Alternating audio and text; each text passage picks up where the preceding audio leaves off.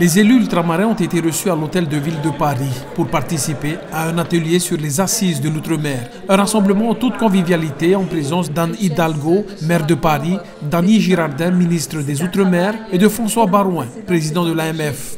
L'aspiration de nos territoires, ici à Paris, comme dans toutes les communes de métropole, comme encore plus, et l'histoire nous l'a démontré, dans toutes les communes ultramarines, où cette aspiration à la liberté, à la responsabilité individuelle et collective, à l'autonomie, au partage et à la volonté de définir son propre chemin, son propre destin et son propre avenir, justifiait pleinement d'offrir une nouvelle liberté. Ce fut la décentralisation. Et c'est bien le cœur de cela qui nous amène aujourd'hui à ce 100e congrès, c'est au fond poser la question pendant ces 3 jours, quel est l'avenir de la décentralisation ? Dans son discours, le président de l'Association des maires de France déplore la rupture de confiance entre les collectivités et le gouvernement central suite aux coupes budgétaires. En effet, une augmentation de 10 à 13 milliards d'euros d'efforts de gestion est demandée aux collectivités durant leur mandature, alors que celles-ci sont à saturation après des années d'efforts pour contribuer à l'assainissement des finances publiques. 13 milliards sur l'ensemble des collectivités, c'est une baisse conséquente. Bon, après, si on veut parler de la commune de Montbéti, c'est certainement pas à Paris qu'il va falloir parler de Montbéti.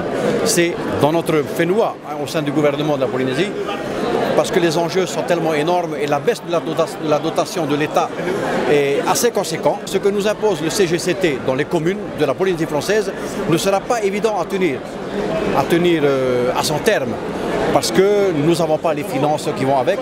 La baisse, quelque part, va impacter sur toutes les communes. Et aujourd'hui, ce n'est pas vraiment la bienvenue pour nous, puisque forcément, l'année prochaine, nous venons d'avoir un arrêté du Haut-Commissariat qui vient nous augmenter aussi le salaire de nos agents. Tant mieux pour nos agents. Donc l'indice de 1408 passe à 1430. Plus la baisse qu'on vient de nous annoncer, c'est vraiment pas la bienvenue. Ce gel de centaines de millions d'euros de crédits touchant notamment les plus petits territoires et collectivités comme la Polynésie française, nos Tavenans n'ont pas caché leurs inquiétudes face aux nouvelles résolutions de l'État qui a pris selon eux ces premières mesures d'une manière unilatérale. On est obligé de travailler en partenariat, l'État, le pays et la commune.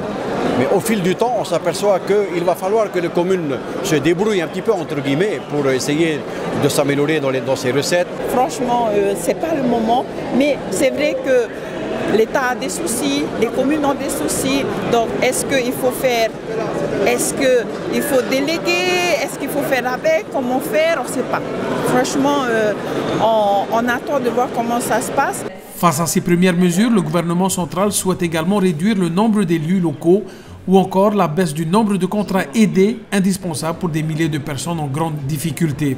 Ces annonces font également réagir nos députés. Nous, notre souci, c'est de sauvegarder un maximum les moyens qui leur sont accordés, parce que la problématique n'est pas seulement dans la réduction des moyens, la problématique elle est à la fois dans la raréfaction des moyens, mais en même temps, en contrepartie, on leur demande plus.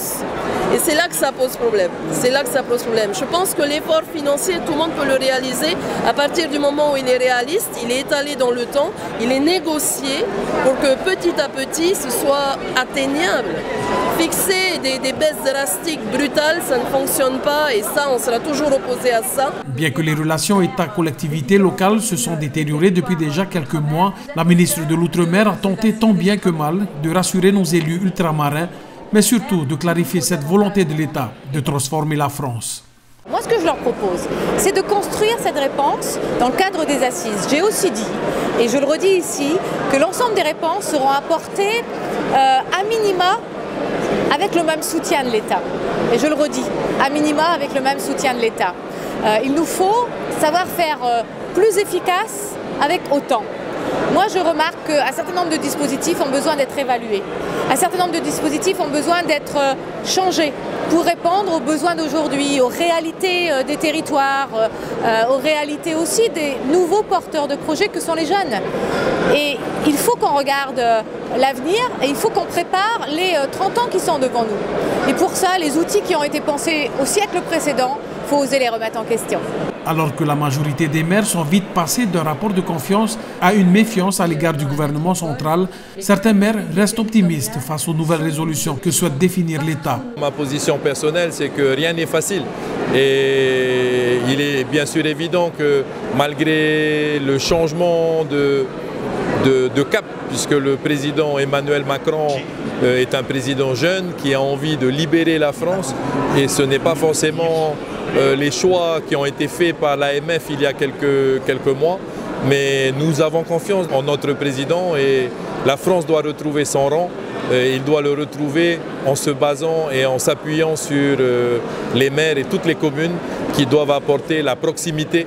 D'après le discours du président de la République, M. Macron, il disait justement d'aller dans ce sens-là et dans les assises outre-mer, d'apporter nos idées, notre doléance afin de faciliter le développement de chaque commune, car une loi qui a été pendue ne permet pas de développer les grandes communes par rapport aux petites communes. Et son message, c'est justement d'apporter aux préfets, les hauts commissaires, les administrateurs, d'adapter suivant les besoins des petites communes. Cette première soirée d'atelier sur les assises de l'outre-mer s'est achevée par un petit cocktail, l'occasion pour nos élus locaux d'échanger avec leurs collègues de différentes collectivités ultramarines.